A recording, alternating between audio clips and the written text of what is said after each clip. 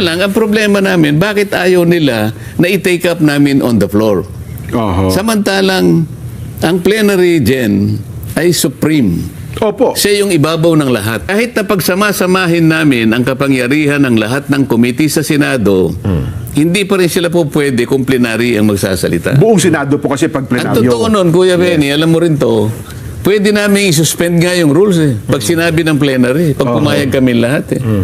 Yun ang hindi nila makuhang masyado. So, pumayag na kayo kanyang, i-discuss lang natin, i-take up lang natin. Ayaw nila. Bakit daw nagmamadali? May nagsabi ng railroading dito. Na kung ano-ano ng mga senaryo ang sinabi, samantalang pwede naman nilang kilalanin, ang plenary is in perfect position to take it up on the floor. Ayun. Ngayon, kung ayaw po ninyo kanya, pagbutuhin natin. Ganito kasi, so nag-motion si SP Cayetano, sabi niya, Madam President, sabi niya kasi, ang nakatayo doon, kung mo siya yung nasa baba, Senadora Loren. pro tempore.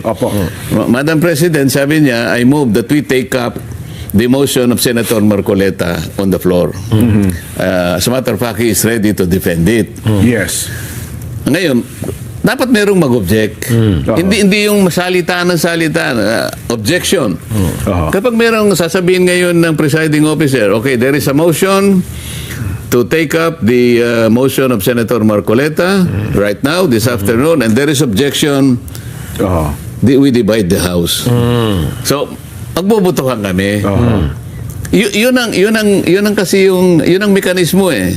Yes po. Demokrasya talaga, wala kang magagawa. Hindi naman kami pwedeng patagalan ng debate. At one point, kailangan naming i-resolve yung issue. So magbubutuhan. Alam nila na minority sila. So wala silang tigil kung hindi banat ng banat para hindi namin mapag-usapan on the floor. Ano ang problema? Ba't ayun yung pag-usapan? Pag-uusapan pa lang eh. Pagdidebatihan pa lang. Pagdidebatihan pa lang, hindi pa naman namin ina-adapt. Hindi kagaya nung ginawa ni Tito Sen, na sinasabi ko, Journal 75. Wala nang pagtatalo, in-adapt ka agad eh. Mas madali nga yung ginawa niya. So sabi ko nga, binabanggit nila kasi na matagal na sila sa Kongreso, matagal na sila sa Senado. Ba't nakalimutan nila yung Journal number 25? Kamakailan lang naman ito, 2018. Di pa masyadong ano ito eh. Dito, walang debate ito, Kuya Benny. In-adapt ka agad. Yung motion. Mas maganda yung sa amin, pagdidebatihan pa bago i-adapt.